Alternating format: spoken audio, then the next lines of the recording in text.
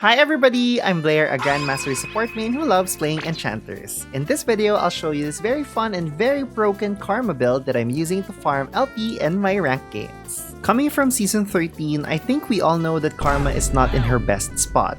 If anything, she's actually one of the weakest enchanters in the game. However, with Season 14's new items and with the most recent Karma buffs, I fear the girlie should be abusing Karma's power more. For this build, the concept is very simple. You'll annoy your opponents with your pokes, but not just in early game. Your pokes will hurt your enemies in all stages of the game. Let's go over the runes first. You take Sorcery and Arcane Comment as your main rune, then Domination as your secondary rune. For the stat runes, I go AP, Movement Speed, and then Tenacity and Slow Resist. Under Sorcery, you want to go Nimbus Cloak for your first rune, because going Mana Flow Band is not that important for Karma because you'll never run out of mana. Going Nimbus Cloak means you'll surely escape or engage better when you use your summoner spells, which most of the time is Flash and Ignite. Next, you go Transcendence, so your cooldowns are quicker, and by level 11, each takedown, which your team will be getting a lot, assuming that you don't flop of course, almost makes you a non-stop skilling girliepop. Celerity is a good alternative, but I like being able to use my skills more than the extra movement speed. And finally, Scorch. This is a no-brainer since your gig is to poke a lot. Under Domination, you take Taste of Blood. I used to always go Cheap Shot before for the additional damage, but I noticed that having healing from Taste of Blood, especially early game, makes the laning phase a lot easier. Lastly, you go Ultimate Hunter. Now, you might think this is not so good since Mantra has such a low cooldown already, but since spamming your RQs are your bread and butter, you want to have as much cooldown reductions for your Mantra as possible. So Ultimate Hunter is the go-to. Now let's discuss items. This build is very simple. Your core items revolve around these 4 items: Ionian Boots, Zazak's Realm Spike, Imperial Mandate, and Malignance or Staff of Flowing Water.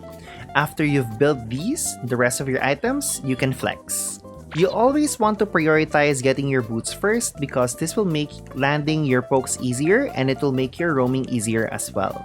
A good support knows when to roam and gank, and for Karma, since your primary goal is to poke and deal as much damage as possible, getting your boots before your enemies provides so much benefit. Zazak's Realm Spike is the ward item of choice for the obvious reason that it adds to your poke. But let's say you flopped or somebody else from your team fed so much and you can get bursted really quickly, an alternative is getting Celestial Opposition to block some of the burst.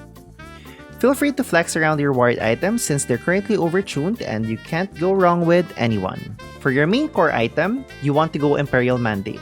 If you don't know how Mandate works, basically every time you slow or immobilize your enemies, which you can do by using Karma's Q and W, you mark your enemies, and when your allies hit them, they consume these marks to deal an additional 12% damage.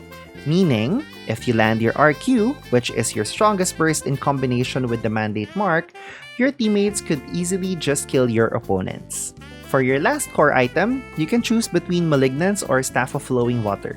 Generally, I go Malignance if we're dominating our lane or if we're just winning as a team. This will make snowballing your win quicker since your pokes will be annoyingly deadly.